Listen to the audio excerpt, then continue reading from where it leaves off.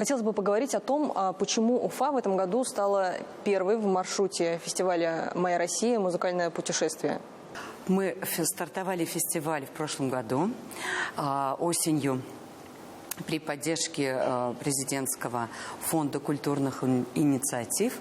Стартовали мы в Пскове, в городе, где я родилась, потом был Санкт-Петербург и Москва. А в этом году мы решили 13 февраля, день рождения Федора Ивановича Шаляпина. И, конечно, мы, когда планировали наш график поездок, мы понимали, что Уфа у нас будет именно в этот день, 13 февраля, мы поедем в Уфу. И почему мы в прошлом году не начали с Уфы? Потому что захотелось объединить вот эти два события, потому что Федор Иванович здесь именно в Уфе делал свои первые шаги в своей творческой деятельности. И, конечно, нам хотелось как-то это знаково обозначить, возложить цветы к памятнику, привести фестиваль и сделать демонстрацию фильма уже «Шаляпин. Петербург».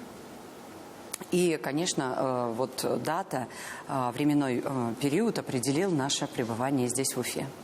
Насколько я понимаю, проект достаточно многогранный. Да? Это не только концертная деятельность, это и поддержка юных музыкантов, и съемки фильмов.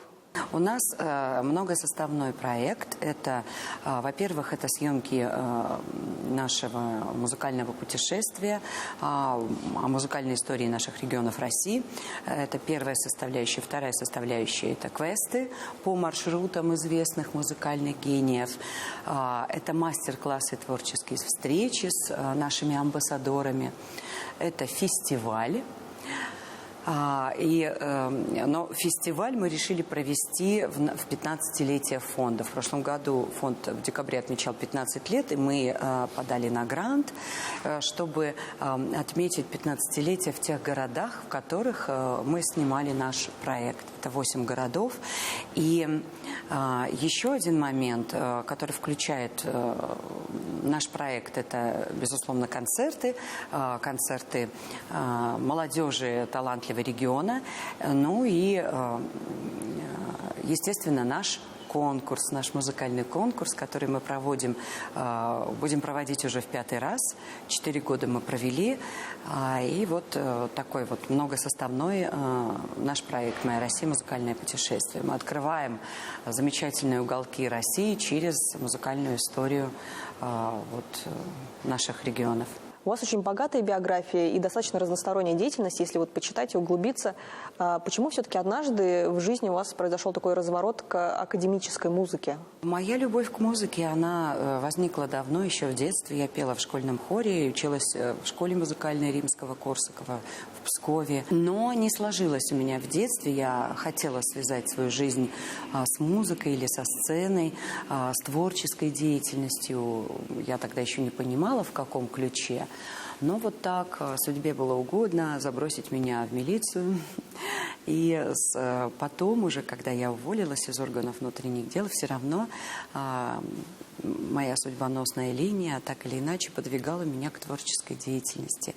И вот совершенно вот так я поняла, что начинают складываться таким вот образом обстоятельства, что я все равно так или иначе оказываюсь в области культуры. То меня приглашают сниматься в кино, то приглашают выступить в качестве вокалистки на различные программы, концерты, мероприятия. В предпандемийный период за год я как раз поступила в МГУ на факультет искусств. И, будучи директором музея, понимала, что нужно уже получить базовое образование. И поступила на музыкальное отделение. В работе своего фонда соединила и любовь к детям, любовь к путешествиям, к музыке, и любовь к нашей стране. И вот как-то все сошлось так в одном нашем проекте. И мы уже стали целенаправленно делать наш проект и поддерживать, популяризировать наше музыкальное наследие, поддерживать детей талантливых, которые занимаются развитием в области классического искусства, тем, чем я, в принципе, мечтала заниматься в детстве. Вот как-то так через многочисленные вот такие события жизненные, все равно вот жизнь вошла вот в определенную колею. А можно сказать, что вот когда вы занимаетесь поддержкой юных талантов, вы, может быть, вспоминаете маленькую Оксану, которая в детстве собиралась заниматься? Да, иногда вспоминаю, иногда, безусловно, я понимаю, вспоминаю свои чувства, понимаю, как это сложно преодолеть себя, как это сложно выйти на сцену, как это сложно выступать перед большой аудиторией, уметь говорить. Дети нуждаются в поддержке, но, может быть, у меня не сложилось, потому что я одна хотела, никто из семьи меня не поддержал. Мама была на работе, у нее тяжелая была суточная работа в госпитале, в больнице.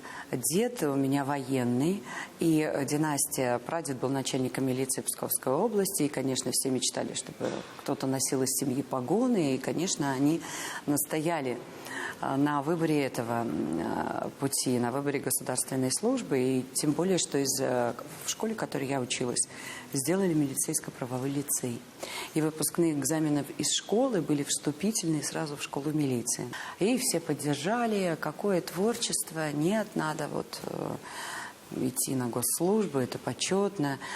Да, я благодарна, это действительно, не будь, наверное, этих 12 лет, может быть, не было такого бы стержня и такого характера, который, несмотря на трудности, может преодолевать, не сдаваться перед какими-то ситуациями, понимать, что такое служба Родине. Я благодарна, я совсем не жалею. Я помню, еще в 2023 году вы приезжали с презентацией фильма Шаляпина о его уфимском периоде, и тогда в кинотеатре «Родина» вы пригласили из зала как раз юного таланта, нашего земляка Максима Беляева, которого, я надеюсь, мы еще встретим и увидим, и услышим на большой сцене. А вот с такими ребятами потом завязывается какая-то связь? Может, поддерживаете дальше, общаетесь? Конечно, мы отслеживаем судьбу наших детей, и после нашего конкурса я могу сказать, что судьба очень многих ребят,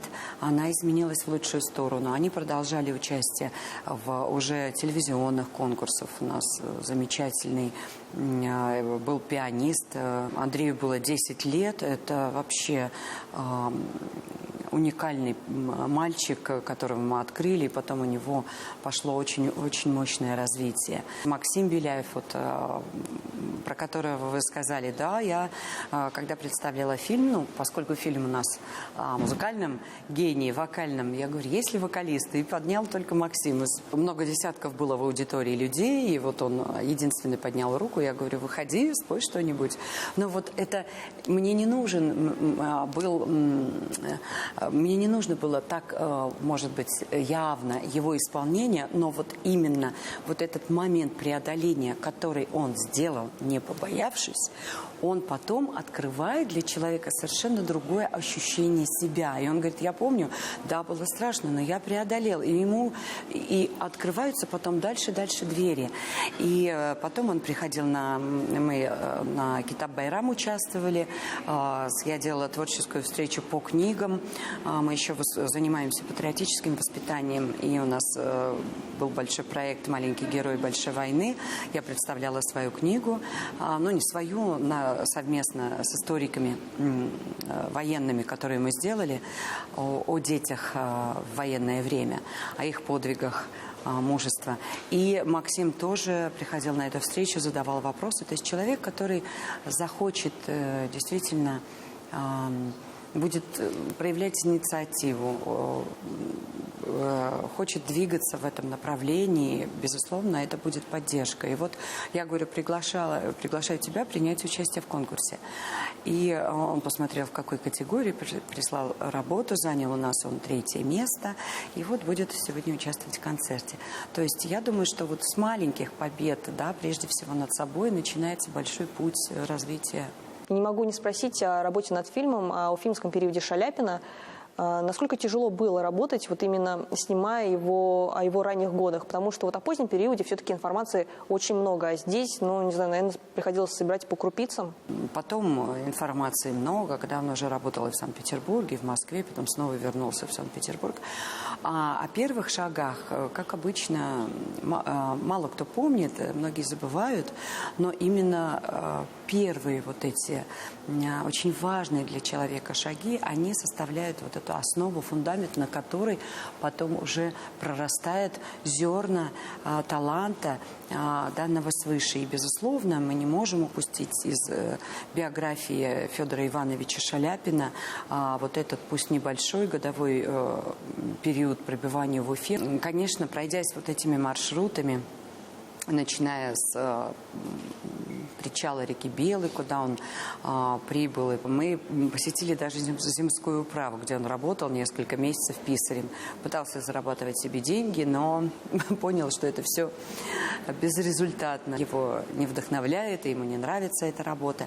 Он пел в храмах, и мы тоже посещали. То есть вот такая история начала, это действительно очень важно для любого артиста. И он с теплом в своей книге вспоминал вот этот уфимский период, потому что многое было здесь для него впервые. Первая фотография, и первый костюм он купил, первый гонорар, и первый выход на большую сцену, и аплодисменты, и теплая публика. Когда это все, когда ты не такой известный, это все настоящее, вот это все идущее от глубины души, неподдельные аплодисменты, восхищение публики. И вот действительно, потом ты это оцениваешь и осознаешь, как было по-теплому и по-настоящему, когда ты только делал первые шаги. Я очень рада, что уфимцы любят свою историю. И действительно открылся музей в прошлом году. Мы тоже были на открытии. Я очень рада, что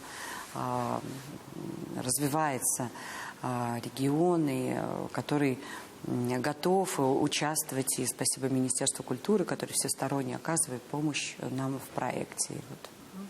Оксана Геннадьевна, ну, надеюсь, что еще не перевелись таланты на российской земле. Конечно, и, возможно, в будущем кто-то из этих одаренных детей, которые сейчас участвуют в вашем проекте, уже будут вспоминать. А вот когда-то мой первый дебют на большой сцене состоялся благодаря проекту Оксаны Федоровой.